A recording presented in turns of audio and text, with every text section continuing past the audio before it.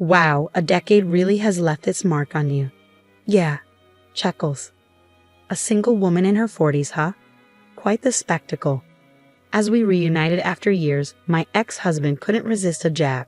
This was the man who left me for his mistress, leaving me shattered. A decade ago, he dismissed any possibility to fatherhood. I had hoped time might have softened him, but alas, some traits linger. Even after all these years, he still sees me as inferior, dredging up old wounds with his insults. Swiftly, I ended our encounter, unwilling to subject myself to further indignity, and in an unexpected twist, I found a subtle vengeance against him. I'm Maria Garcia, 30 years young, thriving in my career at a publishing house. Despite the business, life is fulfilling. Tim, my husband of 32, adds to the joy. We've been married for 3 years now, yet the pitter-patter of little feet still eludes us. It's not that we're not trying, it's just not happening.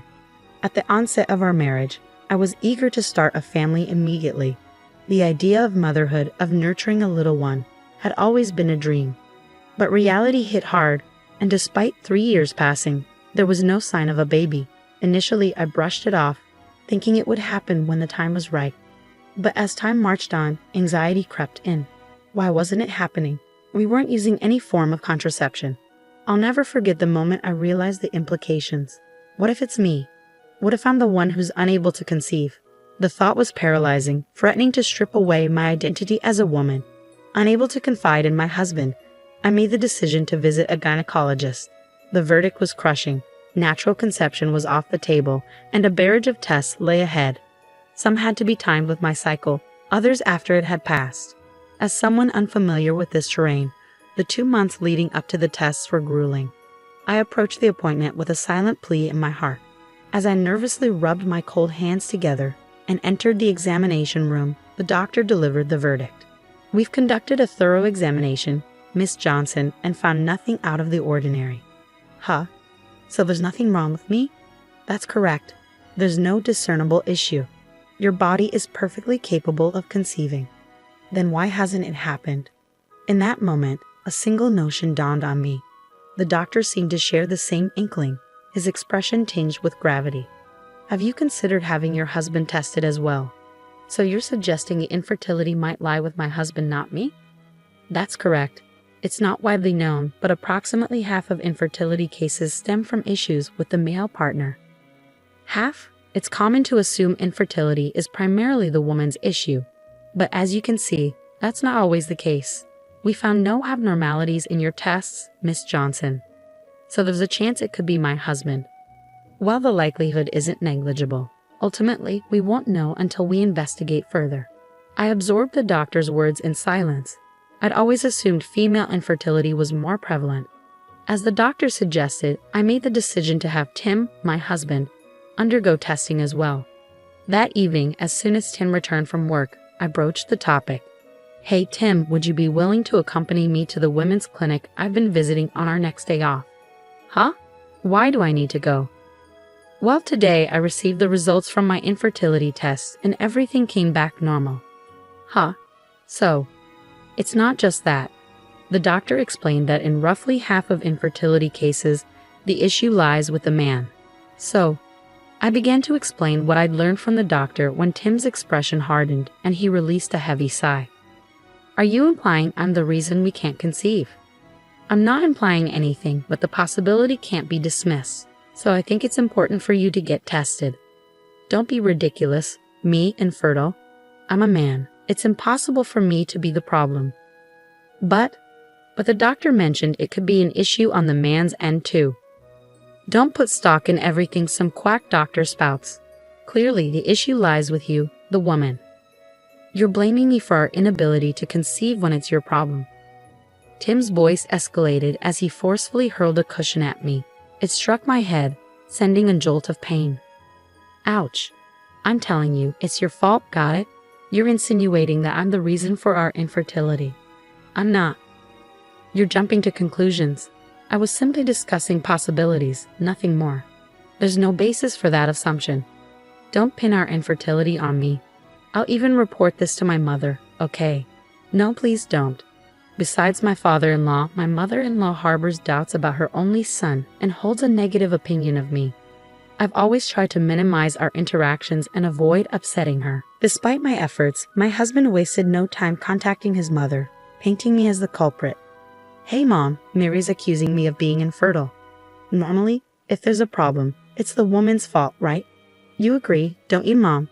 It's ridiculous. I'm fed up with being blamed." Tim deliberately spoke loudly so I could overhear him as he conversed with my mother-in-law. Unable to stomach his words, I retreated to my room. That day, Tim never offered an apology, and his demeanor towards me grew even colder from the following day. It had been a year and a half since our marriage, and though our conversations had dwindled compared to our new days, his newfound indifference was unprecedented. Another year and a half slipped by, yet our dynamic remained unchanged. Today, as he nonchalantly lifted his breakfast to his lips, he casually remarked, "Your cooking is still as bland as ever. How do you manage to mess up something as simple as breakfast?" But I made your favorite French toast today." I enjoy delicious French toast. Who would willingly eat something this terrible? "Sorry, if you don't like it, you don't have to eat it." "Huh? What, you want me to go to work hungry?" "Well, it's not like." "Ah, fine then, since I'm grabbing breakfast from the convenience store, you're covering it, all right?" My husband abruptly rose from his seat, snatching my wallet from my bag with more force than necessary. Extracting a $50 bill, he pocketed it without a second thought. "Wait a minute, $50 is too much." "Huh? You got a problem with that?" "I'm just tired of choking down your terrible cooking. Let's call it payment for this week's breakfast." "But that money was for my hair salon appointment this weekend." "It's absurd. You're infertile, so don't waste money on frivolous things to improve your health. Do some exercise, you idiot." With a contemptuous glance, my husband exited the living room. As soon as I heard the door shut, tears streamed down my cheeks. Why do I have to endure this? A wave of frustration and sorrow engulfed me. Before I realized it, I had been crying in the same spot for 30 minutes, much like I had been doing for days. Then one evening, my husband returned home from work with an unusual cheerfulness. I wondered if something good had happened. Just as I pondered, he addressed me with a radiant smile. "Mary, I want a divorce." "What? Divorce? What are you saying?" "I'm going to be a father." "Huh? A father? I don't understand." "She's pregnant. We've decided to raise the child together. So please, let's get a divorce." "She's pregnant?" His words sounded like a cruel joke. All I could grasp was the betrayal he had inflicted. No matter how I sliced it, he had been unfaithful. Tears clouding my vision, I mustered the courage to ask, Is that baby really yours, Tim?" "Huh? What are you talking about? Are you still hung up on the infertility thing? We've been married for 3 years and no child. It's not on me." "You're so obstinate.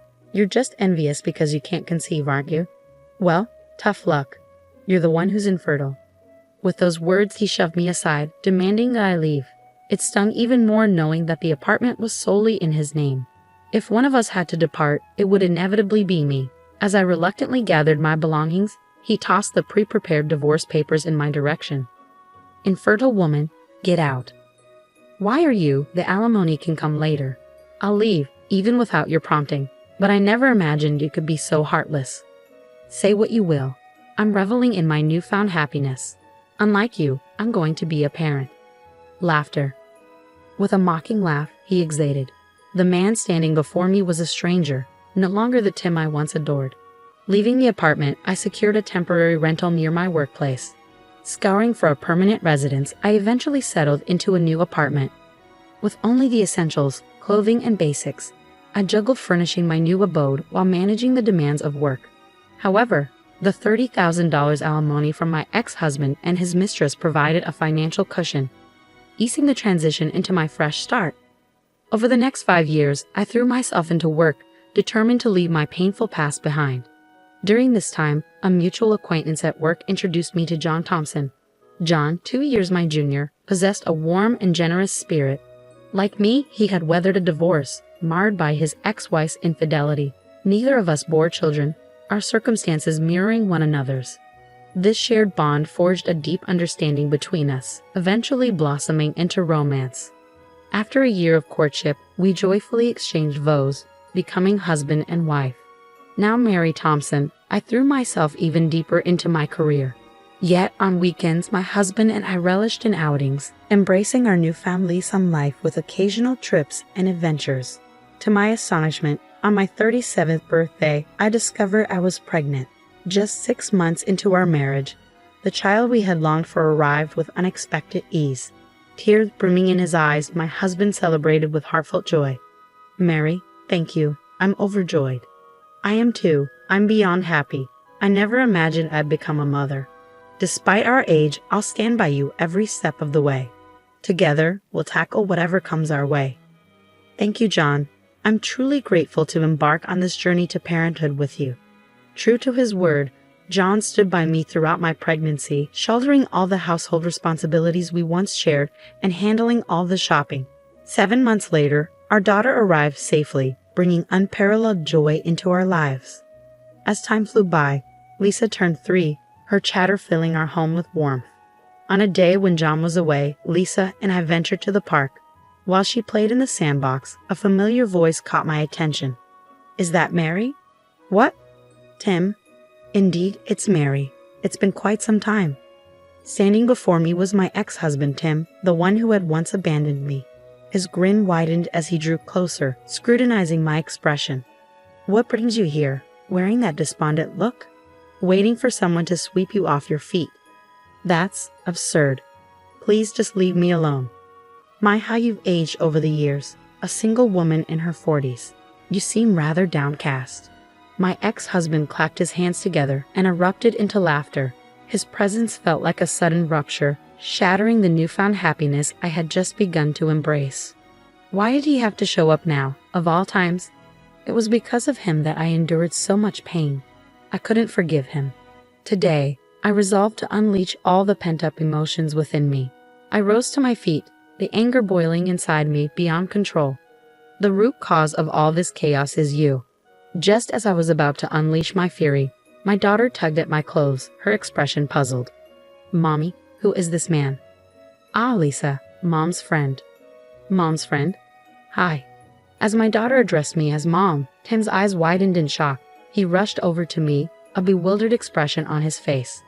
"What's happening here? She just called you Mom." "Yes, this is Lisa, my daughter." "What? That can't be right. You were infertile." "I told you this a decade ago, didn't I? The issue wasn't with me. I even got tested to prove it. So this child, she's undoubtedly yours." "Yes, Lisa is unequivocally my daughter, born of me." "No, it's impossible." Tim's complexion drained of color, his face contorted in disbelief as he staggered backward. I posed a question to him. "Tell me, are you absolutely certain your children are your own?" "What? What are you implying?" "Have you ever considered it? I've always suspected that you were the reason for our infertility." "Stop it. That's absurd. It's impossible. After all, I'm still raising a child with her." "Well, doesn't that speak volumes? It's not just about who gives birth, but who raises the child. If it doesn't bother you, then there's no doubt that child is mine." "That's preposterous. You deserve to feel the sting of her deception. Why don't you suffer a little?" With a strange cry, Tim fled, tears streaming down his face. My daughter looked at me, bewildered, as I couldn't help but chuckle at his pitiful display. "Mom, was that man not your friend?" "No, he wasn't. But you know what? I owe him a lot of gratitude." "Wait, why is that?" "Because if it weren't for him, I wouldn't have met you, Lisa." "Really? Then do you think he's grateful too?" "That's right, Lisa. You are the most precious gift to both me and your father." I embraced my daughter tightly as she jumped into my arms. I may have been harsh with Tim, but truthfully, I don't hold much bitterness towards him anymore. His betrayal led me to meet John and Lisa, whom I cherished deeply. It turns out, Tim confronted his wife about their child later on. She admitted to having affairs with multiple men at the time, choosing Tim for his stable income. A DNA test revealed Tim wasn't the biological father, and he discovered he was infertile after undergoing tests. Eventually, they divorced, leaving Tim devastated and disillusioned with people. He hasn't ventured outside since, with only sporadic visits from his mother-in-law. Losing his job added to his woes, and finding new employment remains elusive. Meanwhile, my career has flourished, culminating in a managerial role. Our income has grown, affording us more family getaways. Witnessing the joy on my daughter's and husband's faces fills me with profound happiness. My choices were never misguided. Through adversity, we've arrived at these blissful days. I refuse to dwell on the past. With my cherished daughter and devoted husband, let's embrace a promising future as a family of 3.